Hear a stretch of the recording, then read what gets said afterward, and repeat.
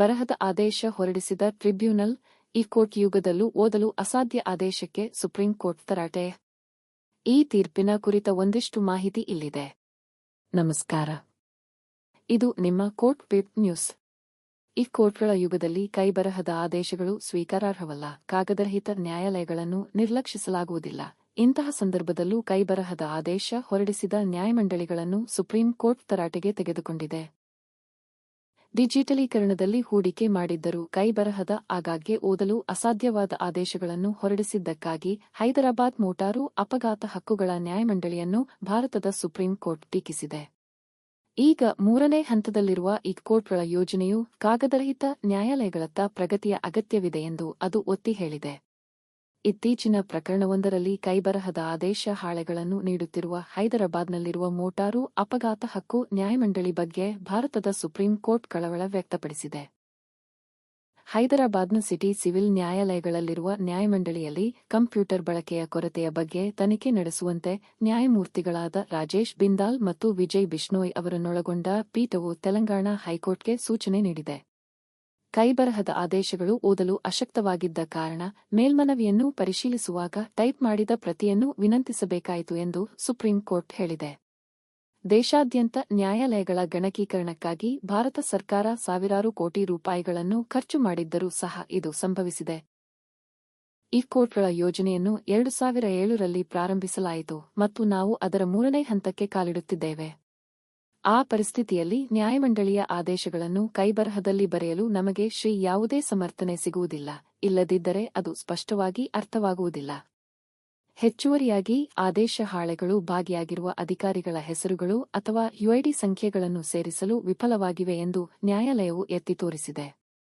ಆದೇಶ ಹಾಳೆಗಳಲ್ಲಿ ಅವರು ತಮ್ಮ ಮೊದಲಕ್ಷರಗಳನ್ನು ಎಲ್ಲಿ ಹಾಕಿದ್ದಾರೆಂದು ಅಧಿಕಾರಿಗಳ ಹೆಸರು ಅಥವಾ ಅವರ ಯುಐಡಿ ಸಂಖ್ಯೆಗಳನ್ನು ಸಹ ಉಲ್ಲೇಖಿಸಲಾಗಿಲ್ಲ. ಅದು ಇಲ್ಲದಿದ್ದರೆ ಅಧಿಕಾರಿಯನ್ನು ಗುರುತಿಸುವುದು ಅಸಾಧ್ಯ ಅಥವಾ ನಿರ್ದಿಷ್ಟ ಸಮಯದಲ್ಲಿ ಆ ನ್ಯಾಯಾಲಯದಲ್ಲಿ ಯಾರನ್ನು ನೇಮಿಸಲಾಗಿದೆ ಎಂಬುದರ ಕುರಿತು ದಾಖಲೆಗಳಿಂದ ಕಂಡುಹಿಡಿಯಲು ಯಾರಾದರೂ ಹೆಚ್ಚುವರಿ ಪ್ರಯತ್ನಗಳನ್ನು ಮಾಡಬೇಕಾಗಬಹುದು. ಪರಿಣಾಮವಾಗಿ ನ್ಯಾಯಾಲಯವು ಈ ಸಮಸ್ಯೆಯನ್ನು ಪರಿಹರಿಸಲು ಹೈಕೋರ್ಟ್ನ ಮುಖ್ಯ ನ್ಯಾಯಾಧೀಶರಿಗೆ ನಿರ್ದೇಶನ ನೀಡಿತು ಮತ್ತು ಅಗತ್ಯ ಸರಿಪಡಿಸುವ ಕ್ರಮಗಳಿಗಾಗಿ ತನ್ನ ಅವಲೋಕನಗಳನ್ನು ಇತರ ಹೈಕೋರ್ಟ್ಗಳ ಮುಖ್ಯ ನ್ಯಾಯಾಧೀಶರಿಗೆ ತಿಳಿಸುವಂತೆ ಆದೇಶಿಸಿತು. ನ್ಯಾಯಮಂಡಳಿಗಳಿಗೆ ಕಂಪ್ಯೂಟರ್ಗಳನ್ನು ಈಗಾಗಲೇ ಒದಗಿಸಿದ್ದರೆ ಕೈಬರಹದ ಆದೇಶಗಳು ಇನ್ನೂ ಏಕೆ ಬಳಕೆಯಲ್ಲಿವೆ ಎಂಬುದನ್ನು ಹೈಕೋರ್ಟ್ ಅನ್ವೇಷಿಸಬೇಕು. ಯಾವುದೇ ಕಂಪ್ಯೂಟರ್ಗಳನ್ನು ಪೂರೈಸದಿದ್ದರೆ ಇದಕ್ಕೆ ಕಾರಣಗಳನ್ನು ಪರಿಶೀಲಿಸಬೇಕು ಮತ್ತು ತಕ್ಷಣದ ಸರಿಪಡಿಸುವ ಕ್ರಮಗಳನ್ನು ಜಾರಿಗೆ ತರಬೇಕು ಎಂದು ಅದು ಹೇಳಿದೆ. ಇಡೀ ನ್ಯಾಯಾಲಯ ವ್ಯವಸ್ಥೆಯು ಕಾಗದರಹಿತ ನ್ಯಾಯಾಲಯಗಳು ಕಡೆಗೆ ಅಂದರೆ ಕೆಳಗಿನಿಂದ ಮೇಲಕ್ಕೆ ಸಾಗುತ್ತಿದೆ ಎಂಬ ಅಂಶವನ್ನು ನಾವು ಮರೆಯುವಂತಿಲ್ಲ.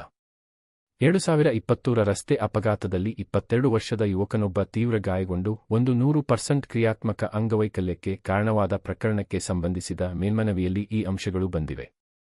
ಮೋಟಾರು ವಾಹನ ಅಪಘಾತ ಪರಿಹಾರ ನ್ಯಾಯಮಂಡಳಿ ಎನ್ಎಸಿಟಿ ಅವರಿಗೆ ಬಡ್ಡಿ ಸಹಿತ ₹2,72,000 ಕೋಟಿಗೂ ಹೆಚ್ಚಿನ ಪರಿಹಾರವನ್ನು ನೀಡಿದ ನಿರ್ಧಾರದ ನಂತರ ವಿಮಾದಾರರಾದ ನ್ಯಾಷನಲ್ ಇನ್ಶೂರೆನ್ಸ್ ಕಂಪನಿ ಲಿಮಿಟೆಡ್ ಹೈಕೋರ್ಟ್ಗೆ ಮೇಲ್ಮನವಿ ಸಲ್ಲಿಸಿತು. ಕಳೆದ ವರ್ಷ ಕಂಪನಿಯ ಪ್ರತಿನಿಧಿಯೊಬ್ಬರು ಅಮಲ್ಜಾರಿ ಪ್ರಕ್ರಿಯೆಯ ಸಮಯದಲ್ಲಿ ತೀರ್ಪನ್ನು ಪಾಲಿಸುವುದಾಗಿ ವಾಗ್ದಾನ ಮಾಡಿದ ನಂತರ ಮೇಲ್ಮನವಿಯನ್ನು ವಜಾಗೊಳಿಸಲಾಯಿತು. ಸುಪ್ರೀಂ ಕೋರ್ಟ್ ಈಗ ಹಿಂದಿನ ಆದೇಶವನ್ನು ರದ್ದುಗೊಳಿಸಿದೆ ಮತ್ತು ಅದರ ಅರ್ಹತೆಯ ಆಧಾರದ ಮೇಲೆ ವಿಷಯವನ್ನು ಮರು ಮೌಲ್ಯಮಾಪನ ಮಾಡುವಂತೆ ಹೈಕೋರ್ಟ್ಗೆ ಸೂಚಿಸಿದೆ. ಮಧ್ಯಂತರದಲ್ಲಿ ವಿಮಾ ಕಂಪನಿಯು ಹಕ್ಕೊತ್ತಾಯದಾರರಿಗೆ ₹1 ಕೋಟಿ ವಿತರಿಸಲು ನಿರ್ದೇಶಿಸಿದೆ. ಪ್ರಕರಣದ ಶೀರ್ಷಿಕೆ national insurance company limited versus Ratlavat Chandulal ಮತ್ತು ಇತರರು. Supreme court. ಇದು ಈ ವಿಷಯದ ಕುರಿತ ಸಂಕ್ಷಿಪ್ತ ಮಾಹಿತಿ. ಈ ಬಗ್ಗೆ ಮತ್ತಷ್ಟು ಮಾಹಿತಿಯನ್ನು ಪಡೆಯಲು ನಮ್ಮ ವೆಬ್ಸೈಟ್ಗೆ ಭೇಟಿ ನೀಡಬಹುದು. ಈ ಮಾಹಿತಿ ಉಪಯುಕ್ತವಾಗಿದ್ದರೆ ಒಂದು ಲೈಕ್ ಕೊಡಿ. ಪ್ರಶ್ನೆ, ಸಲಹೆ, ಸೂಚನೆ ಇದ್ದರೆ ಕಮೆಂಟ್ ಬಾಕ್ಸ್ನಲ್ಲಿ ಬರೆಯಿರಿ.